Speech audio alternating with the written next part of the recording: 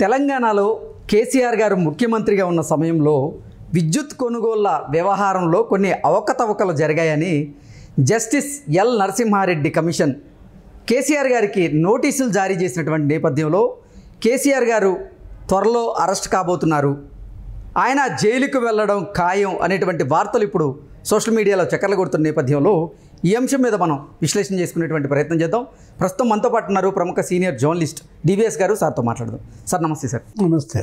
Sir, తెలంగాణలో కేసీఆర్ గారు ముఖ్యమంత్రిగా ఉన్న సమయంలో విద్యుత్ కొనుగోళ్ల వ్యవహారంలో కొన్ని అవకతవకలు జరిగాయని జస్టిస్ ఎల్ నరసింహారెడ్డి కమిషన్ ఆయనకి నోటీసులు జారీ చేసింది. ఈ నేపథ్యంలోనే ఇక కేసీఆర్ గారు అరెస్ట్ అవ్వక తప్పదు, జైలుకి వెళ్ళడం ఖాయం అనేటువంటి వార్తలు ఇప్పుడు బలంగా వినపడుతూ ఉన్నాయి. ఏంటి సార్ దీని మీద మీ విశ్లేషణ? తెలంగాణ పిత, ఫాదర్ ఆఫ్ తెలంగాణ, అవినీతి పిత అయిపోయారా? ఫాదర్ ఆఫ్ కరప్షనా? ఎందుకంటే మెడలోతు అవినీతి ఊబిలో కూరుకుపోయినటువంటి కేసీఆర్ వాళ్ళ ఆయన కుమార్తె కూడా మరి 5-6 నెలలుగా ఆమె జైల్లో ఉంది. ఏది అది ఢిల్లీ లిక్కర్ స్కామ్. కేసీఆర్ కుటుంబానికి ఈ అవినీతి కుంభకోణాలు పాముల్లాగా వెంటబడుతున్నాయి. పగబట్టిన పాములు గనక ఏ విధంగా వెంటబడి కాట్లేస్తాయో అలా ఈ ఒక్కొక్క స్కామ్, ఏది 10 ఏళ్ల కేసీఆర్ పాలనలో జరిగిన అవినీతి కుంభకోణాలు వరుసపెట్టి కాటేస్తున్నట్టున్నాయి. ఎందుకంటే ఇప్పుడు ఏది ఇది విద్యుత్, ఈ పవర్ స్కామ్స్ అన్నమాట. ఇది మొదటి నుంచి కూడా రేవంత్ రెడ్డి పోరాటం చేస్తున్నాడు. ప్రతిపక్ష నాయకుడిగా ఉన్నప్పుడు కూడా విద్యుత్ సౌదాన్ని ముట్టడిచ్చాడు, గందరగోళం చేశాడు ఆయన. ఇది అసలు మామూలు తీవ్రమైనటువంటి అంశం. ఇందులో 3 కోణాలు ఉన్నాయి. పవర్ స్కామ్ అంటే విద్యుత్ కుంభకోణం అదేదో ఒకటి కాదు, 3 కుంభకోణాలు. ఏది దగ్గర 50,000 కోట్ల స్కామ్.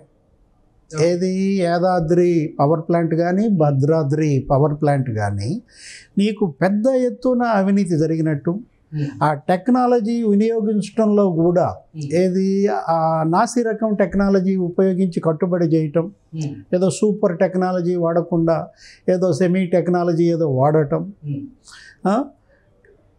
అంటే కరప్షన్ కోసమే మీరు పవర్ ప్లాంట్స్ కట్టారా?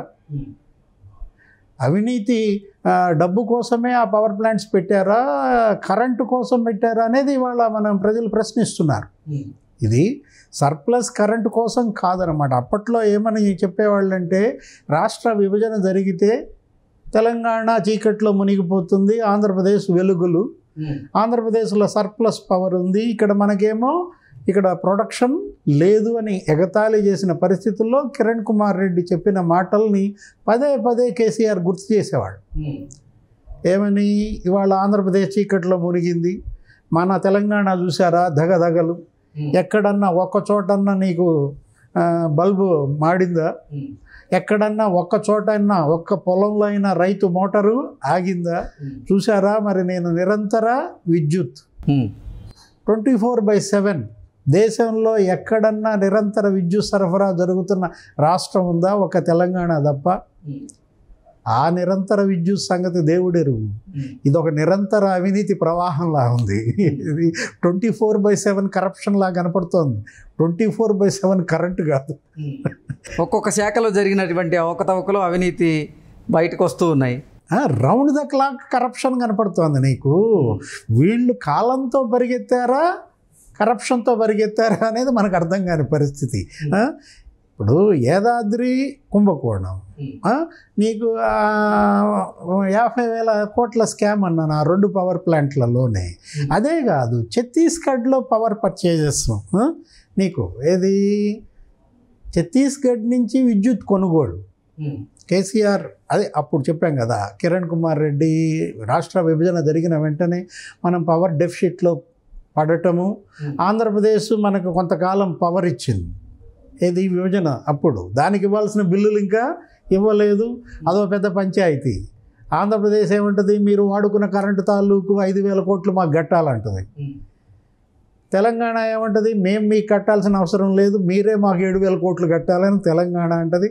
ఆ మోడీ గారికి జుట్టు పీక్కున్న పని అయింది. వీళ్ళిద్దరు సెటిల్మెంట్ వల్ల కాక ఇప్పుడు 10 ఏళ్ళు గడిచిపోయింది.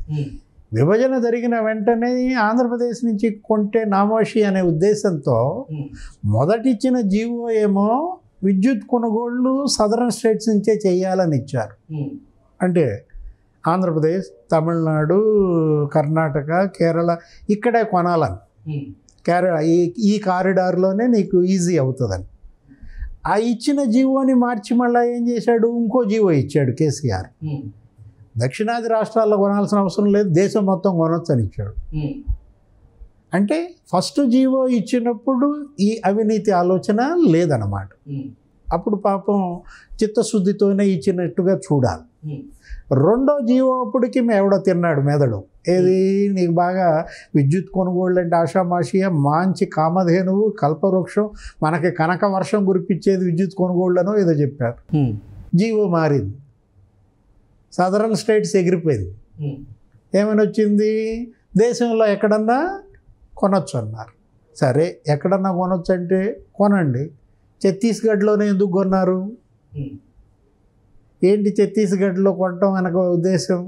ఆ గోల్మాల్ కథ ఏంటి? అసలు గమ్మత్తు ఏంటో తెలుసా? 2014లో కేసీఆర్ ప్రభుత్వం ఏర్పడితే ఈ ఒప్పందం ఛత్తీస్గఢ్తో చేసుకుంటే ఆ ఒప్పందం చేసుకున్నటువంటి పవర్ ప్లాంట్ అసలు లేదు. భూమి మీద పవర్ ప్లాంట్ లేకుండానే దాంతో ఒప్పందం చేసుకున్నారు.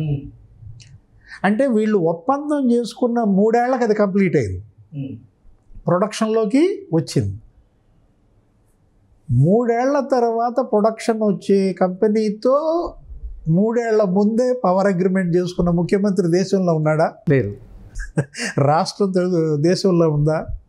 అది తెలంగాణ క్రెడిట్, అది కేసీఆర్ క్రెడిట్. సరే, what ever it may be, ఒప్పందం చేసుకున్నాడు ఛత్తీస్గఢ్ కొనుగోళ్ళు. నీకేం జరిగింది? 4 ఏళ్ల తర్వాత ప్రొడక్షన్ వచ్చింది, తీసుకోవటం బిగిన్ చేశారు. ఈ 3 ఏళ్లకి మరి డబ్బు అగ్రిమెంట్ పీపీఏ చేసుకున్న దగ్గర నుంచి డబ్బు కట్టారు. అంటే 650 కోట్లు. 650 కోట్లు వాళ్ళకి కట్టారా, ఇళ్ళు ఎత్తారా అనేది మన నరసింహారెడ్డి గారు చెప్పాలా. రేపు జ్యుడిషియల్ ఎంక్వైరీ చేశాడు కదా రేవంత్ రెడ్డి, దాంట్లో కానీ బయటపడవు ఇవన్నీ కూడా. అగ్రిమెంట్ ఎందుకు చేసుకున్నారు? 3 ఏళ్ల తర్వాత వచ్చే ప్రొడక్షన్ వచ్చే కంపెనీతో ఎందుకు చేసుకున్నారు? ఈ 650 కోట్లు ఎందుకు కట్టారు? ఈ పంచాయతీ అంతా తేలాలా? సరే, మొత్తానికి అది ప్రొడక్షన్లోకి వచ్చిందని చెప్పా కదా. ఎన్నేళ్ల తర్వాత? 3 ఏళ్ల తర్వాత. ప్రొడక్షన్కి వచ్చిన తర్వాత వీళ్ళు పవర్ ఎన్నేళ్ళు తీసుకున్నారు? 4 ఏళ్ళు తీసుకున్నారు. 4 ఏళ్ల తర్వాత క్లోజ్. అంటే 4 ఏళ్ల పవర్, 3 ఏళ్ల తర్వాత వచ్చే 4 ఏళ్ల పవర్కి 7 ఏళ్ళు డబ్బు కట్టాడు. అర్థం కాలా? ఈ 3 సంవత్సరాలు కట్టిన డబ్బులు ఎక్కడికి పోయినట్లు? ఇంకా కడుతూనే ఉన్నారు. ఇప్పుడు ఈయన ముఖ్యమంత్రి అయిన తర్వాత ఏమైనా ఆపితే ఆపి ఉంటాడు.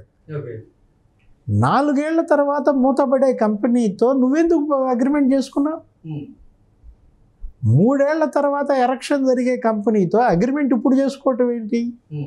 అంటే నీకు అవినీతి పోకడలు, అవినీతి ఆలోచనలు ఎంత పెడదారి పట్టిస్తాయి, ఎంత అధోగతి పాలు చేస్తాయి అనే దానికి నీకు నిలువెత్తు నిదర్శనం కేసీఆర్. నిలువెత్తు రుజువు బీఆర్ఎస్ పార్టీగా మన కళ్ళ ముందే కనపడుతుంది అన్నమాట. ఇప్పుడు మెడలోతు కుంభకోణాల్లో కూరుకుపోయారంటే ఇది ఒక శాఖలోనే. ఏది, ఇప్పుడు నరసింహారెడ్డి గారి కమిషన్, ఇప్పుడు ఆ జ్యుడిషియరీ కమిషన్ ఎంక్వైరీ చేస్తోంది విద్యుత్ శాఖ మీదే కదా. ఇంకా చాలా ఉన్నాయి. కాళేశ్వరం మీద ఇంకా ఉంది కరప్షన్, ఇంకా అది తవ్వి తీయటం మీకు ఏం చేయలేదు. ఏది, మేడిగడ్డ పోయారు, చూశారు, ఏదో జరుగుతుంది అక్కడ. అన్నారం, సందిళ్ళ, ఆ పిల్లర్స్ బెసకటం, అదో పెద్ద పంచాయతీ. నెక్స్ట్ మిషన్ భగీరథ ఉంది, మిషన్ కాకతీయ ఉంది. ఇప్పటికీ ఢిల్లీ మద్యం స్కామ్లో కూతురు అక్కడ ఉంది. ఇవన్నీ కూడా కేసీఆర్ మెడకు చుట్టుకుంటున్నాయి, వెంటబడుతున్నాయి. అసలు టెలిఫోన్ ట్యాపింగ్ ఇంకా అది పెద్ద చరిత్ర. టెలిఫోన్ ట్యాపింగ్ ఇప్పటికీ అనేక మంది రావులు జైలుకి వెళ్ళిపోయారు. భుజంగరావు, రాధాకిషన్ రావు, అనేక మంది. ప్రణీత్ రావా ఫస్ట్, ఎవరు డిఎస్పి ప్రణీత్ రావు, ప్రభాకర్ రావు ఇప్పుడు జరుగుతోంది. ఇప్పుడు ఇక్కడ ఈయన ఒక ప్రభాకర్ రావు, ఎవరు సిఎండి విద్యుత్. నరసింహారెడ్డి గారు వాళ్ళు ఇచ్చిన స్టేట్మెంట్లో ఏముందంటే 25 మందితో నేను ఎంక్వైరీ చేశాను ఈ పవర్ పర్చేజెస్, యాదాద్రి, వీటన్నిటిపైన. అందరూ సహకరించారు, ఒకళ్ళు తప్ప. ఎవరా ఒకళ్ళు? మాజీ ముఖ్యమంత్రి కేసీఆర్. ఆయన మరి నోటీస్ పంపించాను. ఆ నోటీస్ పంపిస్తే ఆయన ఒక నెల రోజులు గడువు అడిగారు. నెల రోజులు కుదరదు, 15 రోజులు గడువు ఇస్తున్నాను, 15 రోజుల్లోపు నాకు సమాధానం చెప్పండి అని నోటీస్ పంపారని చెప్పారు. దీంట్లో అందరూ ఎంక్వైరీ చేశారు. ఆయన ఏది ప్రొఫెసర్ కోదండరామ్ కొంత ఇన్ఫర్మేషన్ ఇచ్చాడంట. రఘు ఇది మనకు ఆ యూనియన్ అసోసియేషన్లో ఉంటాడు, నీకు ఉద్యమంలో కూడా చాలా క్రియాశీల పాత్ర పోషించాడు. అప్పట్లో విద్యుత్ ఉద్యోగుల ఉద్యమం తెలంగాణకు ఊపిరి పోసింది వాళ్ళే. ఆ రఘు కొంత ఇన్ఫర్మేషన్ ఇచ్చారంట. మరి ఈ ఎంక్వైరీలు, ఈ కమిషన్లు, ఈ విచారణలు మరి ఎక్కడ దాకా పోతాయి? ఫాదర్ ఆఫ్ తెలంగాణ మరి నిజంగానే జైలుకి వెళ్తారా? ఏంటి పరిస్థితి? తెలంగాణ పిత ఈ విధంగా అవుతుందని మనం ఊహించని అంశం. పోరాట యోధుడిగా, ఉద్యమ నాయకుడిగా కేసీఆర్ని ఒక మౌంట్ ఎవరెస్ట్గా మనం చూసాం. కానీ ఇంత అవినీతి పరుడుగా, ఇంత అక్రమార్కుడుగా వీళ్ళందరికీ ఏది కవిత, హరీష్ రావు, కేటీఆర్ ఈ అవినీతి